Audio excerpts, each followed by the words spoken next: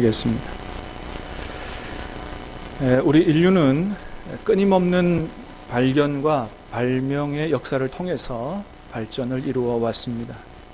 오늘 우리가 누리고 있는 모든 수많은 문명의 이기들은 다 위대한 탐험가들 또 발명가들의 발견과 발명을 통해서 우리가 이런 이기들을 누리고 있는 것이죠. 인류 역사상 가장 위대한 발명이라고 얘기하는 것 중에 하나가 바퀴의 발명인데 그렇잖아요. 여러분, 바퀴가 발명되지 않았으면 오늘도 우리는 서울을 몇 달이나 걸어서 가야 되는 것이죠. 위대한 발명인 거죠. 또 라이트 형제가 비행기를 발명하지 않았다면 우리는 지금도 해외여행은 꿈도 못 꾸었을 것입니다. 그 외에도 시계, 전자레인지, 냉장고 이런 것으로부터 시작해서 오늘날의 컴퓨터와 인터넷의 발명은 우리의 삶을 완전히 송두리째 다 바꾸어 놓았지요. 그에 못지않은 위대한 발견들도 있는데 불은 원시 시대에 발견한 것이지만 그러나 오늘까지도 우리 생활에 없어서는 안 될 아주 중요한 것 중에 하나가 바로 불이죠. 또 뉴턴의 중력의 발견이라든지 또 전기의 발견, 또 우리 몸의 설계도인 이 유전자지도, 게놈이라고 하는 유전자지도의 발견은 우리 생활에 놀라운 유익들을 가져다 주었습니다. 그런데 여러분, 이런 놀라운 과학의 발전들이 언제부터 본격적으로 시작하게 됐느냐? 그건 바로 인간에 대한 발견으로부터 시작이 됐다는 거예요. 오늘 우리가 누리는 모든 문명의 이기들은 과학의 발전으로부터 왔고, 이런 과학의 발전은 무엇으로부터 시작됐냐 하면 인간에 대한 새로운 발견으로부터 시작이 됐다라고 하는 것입니다. 과학이 본격적으로 발달하게 된 때가 중세에서 근대로 넘어오면서부터인데, 이 근대 과학의 발전에 크게 기여한 사람이 누구냐 하면 바로 데카르트라고 하는 사람입니다. 여러분, 데카르트 잘 아시죠? 프랑스 출신의 수학자이자 철학자인데 근대 철학의 아버지라고 불리는 사람입니다. 많이 들어보셨죠? 나는 생각한다, 고로 나는 존재한다. 이런 말로 아주 유명한 사람인데,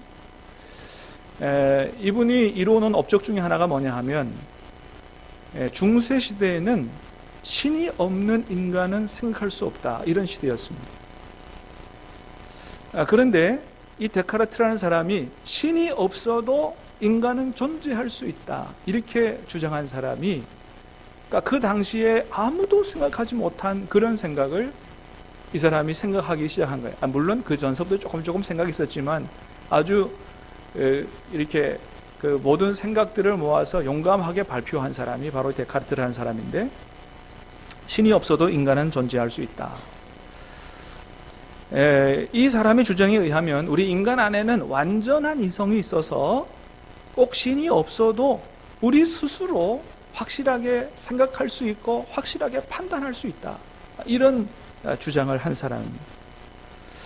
그래서 그렇게 신으로부터 독립한 주체적인 인간은 완전한 이성을 가지고 이제 나 외에 다른, 나 밖에 있는 대상들, 이런 객체들을 마음껏 관찰하고 연구하고 탐구할 수 있는 그런 존재가 바로 우리 인간이다. 이런 논리를 펴므로 이런 주장이 많은 사람들에게 영향을 끼쳐서, 우리도 이제 내가 가지고 있는 완전한 이성을 가지고 모든 세상 모든 만물들을 연구하고 탐구하고 이렇게 할 수 있는 거구나. 이런 사상들이 근대 과학의 발전을 이루어 왔다라고 하는 것입니다. 그렇게 이 데카르트에 의해서 발견된 이 인간에 대한 새로운 발견으로부터 시작해서 오늘에 이르기까지 과학은 발전의 발전을 거듭해서 오늘 우리가 누리고 있는 이런 문명의 시대를 만든 것이죠. 자, 그런데 여러분, 오늘날 우리 사회를 되돌아보면 이런 이 데카르트의 인간에 대한 재발견을 통한 과학의 발전이 가장 위대한 발견이다, 이렇게 얘기할 수는 없을 것 같아요. 왜요? 과학의 발전이 우리에게 유익만 준 것은 아니기 때문에 그렇죠. 아니 오히려 지나친 과학주의와 인간의 탐심이 하나가 돼서 오히려 생태계를 파괴하고 오히려 우리 인류에게 큰 해악을 가져오기도 했기 때문에 인류에 대한 재발견을 통한 과학의 발전이 가장 위대한 발견이다 이렇게 얘기하기는 어려울 것 같습니다. 자, 그러면 여러분 과연 무엇이 우리 인류 역사상 가장 위대한 발견이겠느냐? 여러분 뭐라고 생각하십니까? 그것은 바로 예수님이 그리스도이시고 나는 바로 구원받아야 할 죄인이라고 하는 사실을 발견한 이 발견이 인류 역사상 가장 위대한 발견이다 이렇게 얘기할 수 있다라고 하는 거예요. 왜냐?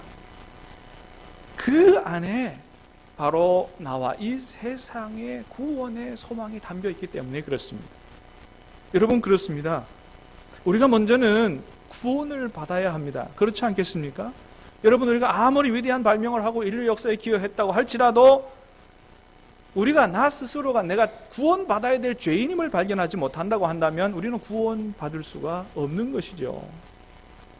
여러분 우리가 지금 박공자 권사님 장례를 진행하고 있습니다마는 그러나 박 권사님만이 아니고 사실은 우리 모두가 다 언젠가는 맞이해야 될 운명이고 가야 할 길이 바로 박 권사님 떠나가는 길이에요. 아무리 위대한 사람도 이 죽음을 피해갈 수 있는 사람은 없는 것이죠. 여러분 그러면 죽으면 모든 게 다 끝납니까? 그렇지 않습니다. 여러분 저와 여러분은 믿습니다. 하나님의 말씀은 분명히 얘기합니다. 사람에게 한 번 죽는 것은 정하신 것이지만 그 이후에는 심판이 있다. 심판이 있은 이후에는 천국과 지옥의 영원한 세계가 펼쳐진다고 주님이 말씀하고 있습니다. 여러분 그렇기 때문에 우리가 아무리 위대한 발견을 하고 위대한 발명가가 돼서 이 세상에 지대한 공헌을 했다 할지라도 구원받지 못하고 지옥으로 가게 된다면 무슨 소용이 있겠느냐라고 하는 것이죠. 그러므로 여러분 우리 인생에 있어서 가장 중요한 발견은 우리 주 예수께서 우리의 구원자 되신 그리스도이신과 그리고 예수님 안에서 나는 용서받고 구원받아야 할 죄인이라는 사실을 발견한 이것이 저와 여러분의 인생과 우리 인류 역사에 있어서 가장 위대하고 중요한 발견인 줄로 믿습니다. 여러분 어떻습니까? 여러분은 제가 금방 말씀드린 우리 주 예수님이 그리스도이신과 나는 용서받고 구원받아야 될 죄인인 것을 여러분은 정말로 발견하셨습니까? 여러분 우리가 이런 말씀에 사실은 아멘으로 대답하지만 오늘 다시 한번 우리가 이 사실을 분명하게 한번 생각해 볼 수 있게 되길 바랍니다. 나는 정말 내가 용서받고 구원받아야 될 죄인임을 발견했는가? 오직 예수님만이 나를 이 사망과 지옥의 권세에서 구원하실 유일한 구세주이신 것을 발견했는가? 다시 한번 확인해 보시기 바랍니다. 여러분이 정말로 그것을 발견했을진데 그리고 여러분의 고백이 진정한 고백일진데 축하드립니다. 여러분은 하나님의 은혜로 구원받게 될 줄로 믿습니다. 두 번째, 예수님과 예수님 안에 있는 나를 바르게 발견하는 것이 가장 중요한 이유는 뭐냐 하면 그것으로부터 우리에게 새로운 인생이 시작되고 그런 우리로부터 이 세상이 새롭게 되기 때문에 그렇다라고 하는 것입니다. 여러분 우리가 오늘 본문에서 예수님께서 갈릴리 바다에서 베드로의 배에 올라타는 것을 보게 되는데요. 예수님께서 베드로의 배에 올라타시고 많은 사람들에게 말씀을 전하신 이후에 그렇게 말씀하시죠. 시몬아, 깊은 데로 가서 그물을 내려 고기를 잡으라. 자, 그랬더니 베드로가 뭐라고 대답합니까? 유명한 얘기죠. 선생님, 우리가 밤이 새도록 수고하였으되 잡은 것이 없지만은 말씀에 의지하여 그물을 내리리라. 자, 여러분 그렇게 했더니 어떻게 됐다고요? 고기가 얼마나 많이 잡혔는지 그물이 찢어질 정도로 많이 잡혔다. 할렐루야. 여러분도 만일 밤이 새도록 수고했는데도 불구하고 거둔 열매가 별로 없다면 한번 여러분 꼭 이렇게 해보시기를 바랍니다. 말씀과 기도로 주님과 교제하실 때 하나님께서 말씀을 주시면 주님, 내가 이제까지 그렇게 수고했지만 별로 거둔 것이 없습니다. 그러나 주님께서 주시는 말씀에 순종해서 내가 다시 한번 최선을 다해 노력하겠사오니 나를 도와달라고.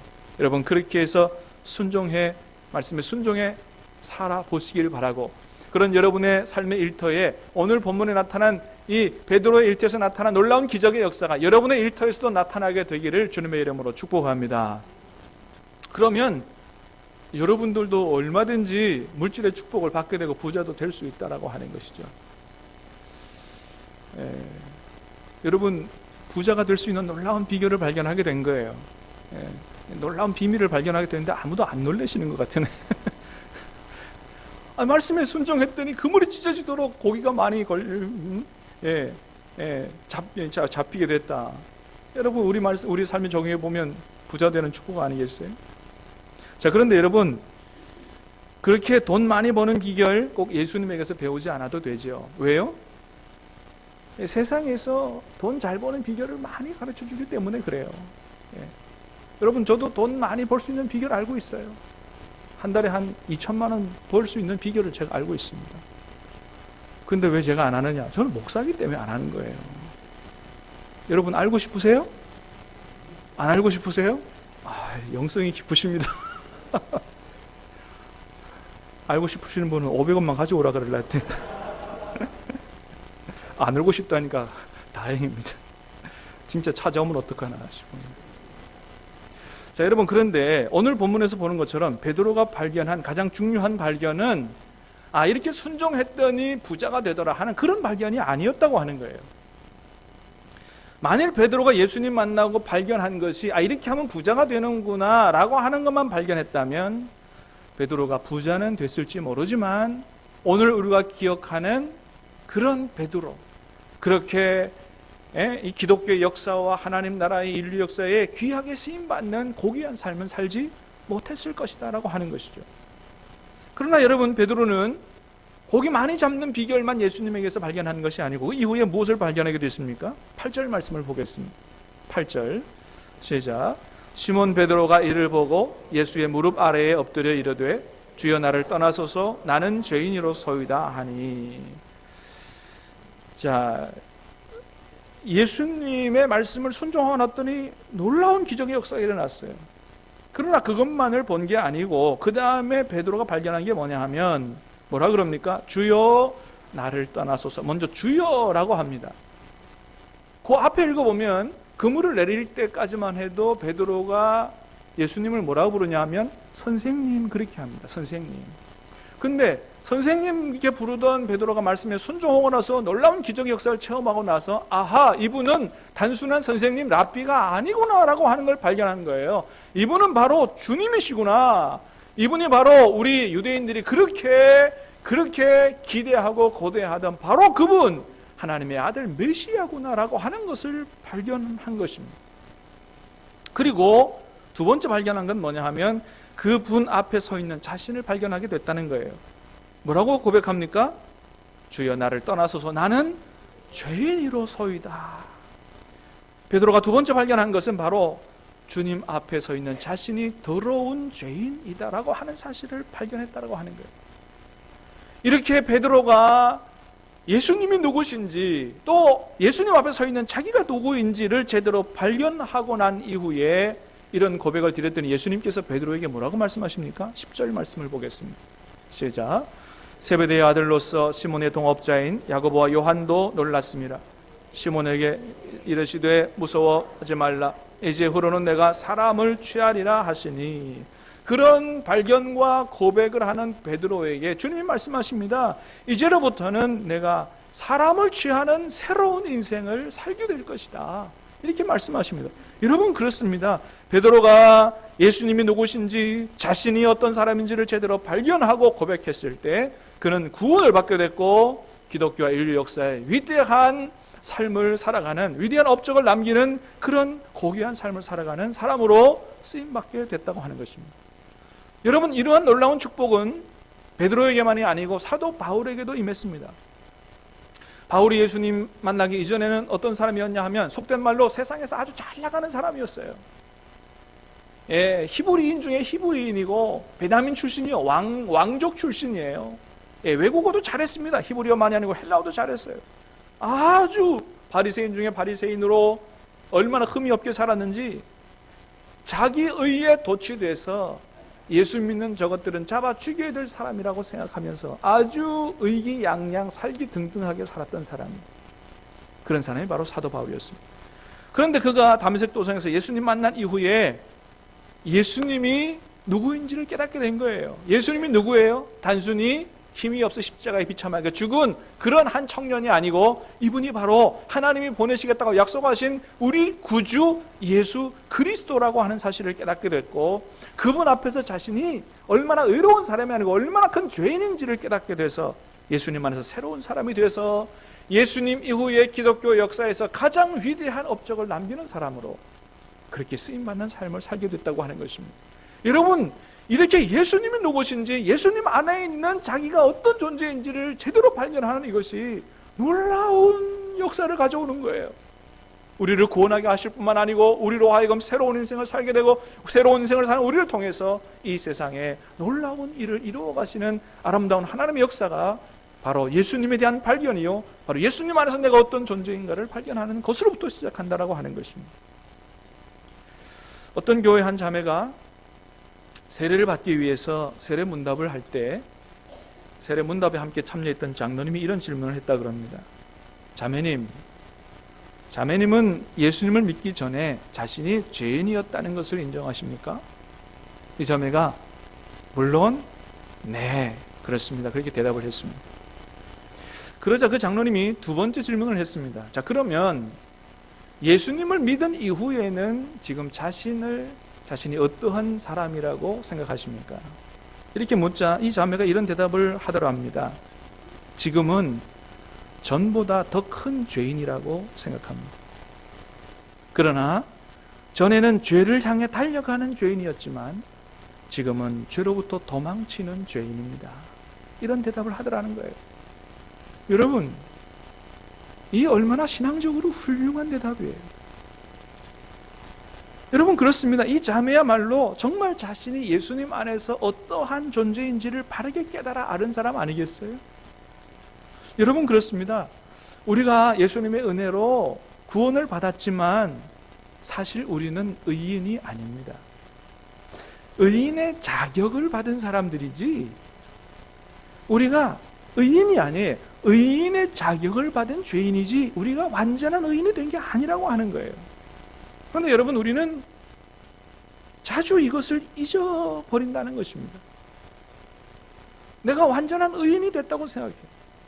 여러분, 우리가 내가 의인이라고 생각하는 즉시 우리는 바리새인의 위험에 빠질, 바리새인의 위선에 빠질 위험이 있습니다. 여러분, 우리가 왜 자꾸 다른 사람을 판단하고 정죄합니까? 나에 대한 죄인 의식은 잊어버리고 나에 대한 의인 의식만을 가지고 살아가기 때문은 아닙니까? 나는 올바른데 왜 저 집사는 저러냐고, 나는 올바른데 왜 저 권사는 저 모양이냐고. 내가 올바르다, 내가 의인이다, 나는 문제없다고 생각하기 때문에 자꾸 그런 생각을 하게 된다는 것이죠. 여러분, 문제는 바로 이것입니다. 이것이 바로 나를 망하게 하고 나와 함께하는 가정과 교회와 이 사회를 어둡게 한다라고 하는 것입니다. 여러분, 이런 사람에 대해 주님은 뭐라고 말씀하십니까? 누가복음 18장에서 예수님께서 답을 주시지요. 한번 말씀을 같이 읽어보도록 하겠습니다.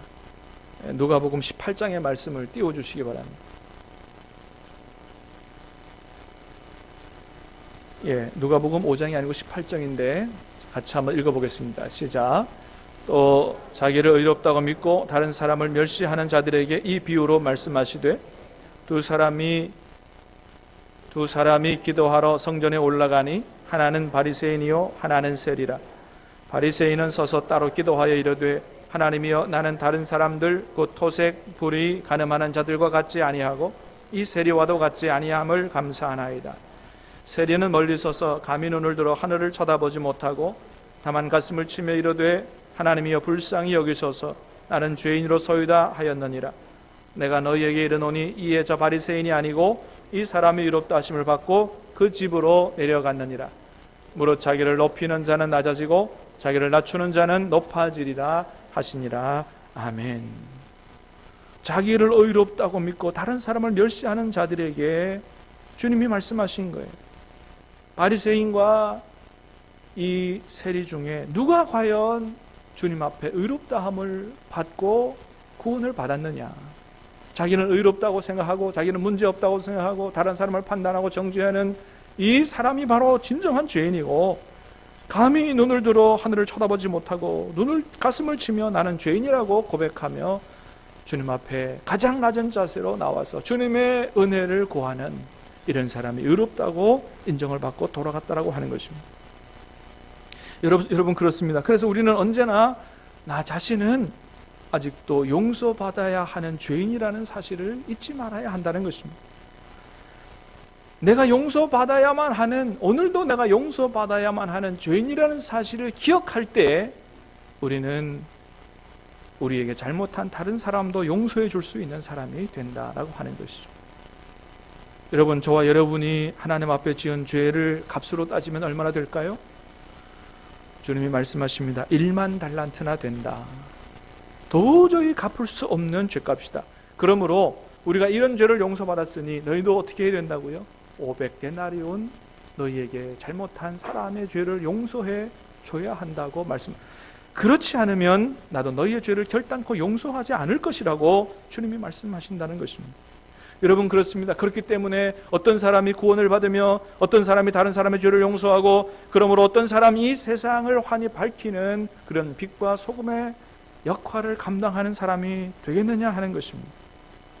자신이 여전히 십자가의 은혜로 용서받고 구원받아야 할 죄인임을 발견하는 사람, 오늘도 나는 용서받고 구원받아야 될 죄인임을 발견하는 사람, 진심으로 그것을 발견하는 사람, 그 사람이 바로 구원을 받으며 다른 사람을 용서하며 세상을 밝히는 빛과 소금의 역할을 감당하는 사람이 되는 것입니다. 여러분, 로마서 8장에 보면 자연도 이런 하나님의 아들들이 나타나기를 고대하고 있다고 말씀합니다. 한번 말씀을 같이 보겠습니다. 시작. 피조물이 고대하는 바는 하나님의 아들이 나타나는 것이니 그 바라는 것은 피조물도 썩어짐의 종로로 타는 데서 해방되어 하나님의 자녀들의 영광의 자유에 이르는 것이니라. 피조물이 다 이제까지 함께 탄식하며 함께 고통을 겪고 있는 것을 우리가 아느니라.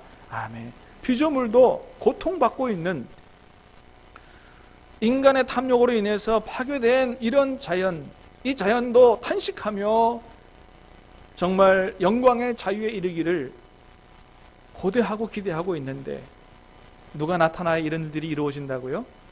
진정한 하나님의 아들들이 나타날 때, 예수님 안에서 구원받은 하나님의 아들들이 나타날 때 자신들도 이 자연도 회복된다고 하는 것을 의인화해서 표현한 것이죠. 영국의 에딘버러 대학이 있다고 하는데 거기에 산부인과 교수였던 제임스 심슨이라고 하는 사람이 있었다 그럽니다.